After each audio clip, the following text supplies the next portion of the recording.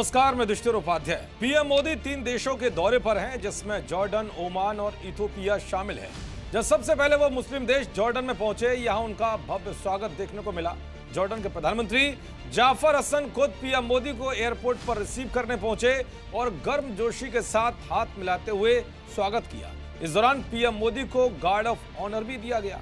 इसके अलावा जॉर्डन में रह रहे भारतीय समुदाय के लोगों ने भी हाथ में तिरंगा लेकर पीएम मोदी का जोरदार स्वागत किया। चारों तरफ भारत माता की जय और मोदी मोदी के नारों की गूंज सुनाई दी। मोदी, मोदी, मोदी, मोदी। पीएम मोदी का जिस तरह से मुस्लिम देश जॉर्डन में धमाकेदार स्वागत हुआ, उसकी तस्वीरें जरूर आतंकी मुल्क पाकिस्तान को टेंशन में डालने वाली हैं। आपको बताऊंगा कि सिडनी में हुए आतंकी हमले के बीच जॉर्डन में बैठक के दौरान पीएम मोदी ने आतंकवाद को लेकर ऐसा क्या कहा कि पाकिस्तान में खलबली मची हुई है। साथ ही बताऊंगा कि जॉर्डन और भारत के बीच 5 क्या बड़े समझौते हुए हैं और आखिर में बताऊंगा कि मुस्लिम देश जॉर्डन भारत के लिए क्यों खास है। तो सबसे पहले बात करते हैं आतंकवाद को लेकर जॉर्डन से पीएम मोदी ने कैसे पाकिस्तान की हेकड़ी निकाल दी है। दरअसल जॉर्डन के किंग अब्दुल्ला ने हुसैनिया पैलेस में पीएम मोदी का गले लगाकर स्वागत किया। दोनों के बीच द्विपक्षीय बैठक भी हुई। बैठक के दौरान पीएम मोदी आतंकवाद पर खुलकर बोले। मोदी ने कहा कि आतंकवाद के खिलाफ भारत और जॉर्डन की सोच एक जैसी है।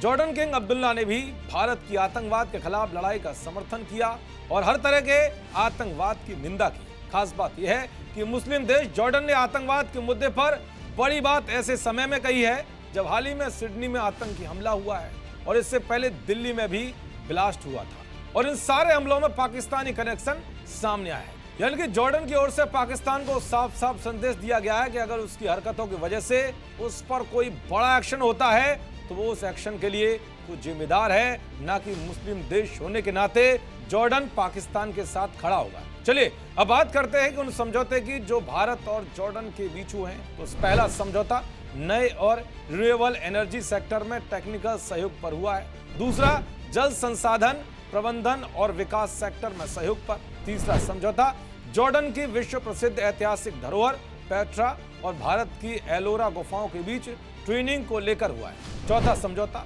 साल 2025-2029 के लिए सांस्कृतिक आदान प्रदान कार्यक्रम का रिन्यूअल और पांचवा डिजिटल ट्रांसफॉर्मेशन के लिए बड़े पैमाने पर लागू किए गए सफल डिजिटल समाधानों को शेयर करने के सेक्टर में सहयोग पर लेटर ऑफ इंटेंट।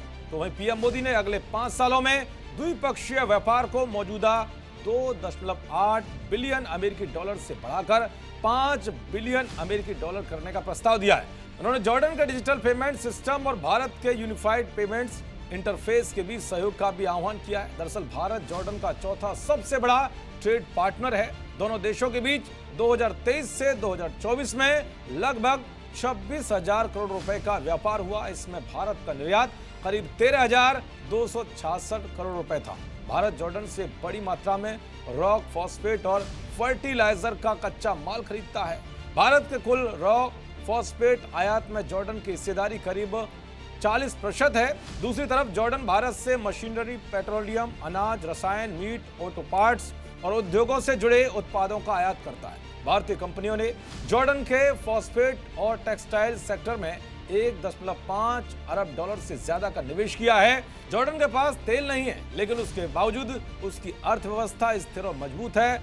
जॉर्डन के किंग अब्दुल्ला द्वितीय को पैगंबर हजरत मोहम्मद साहब का सबसे करीबी वंशज माना जाता है। तो कई मायनों में पीएम मोदी की जॉर्डन यात्रा को खास माना जा रहा है। देखते रहिए जी न्यूज़। नमस्कार।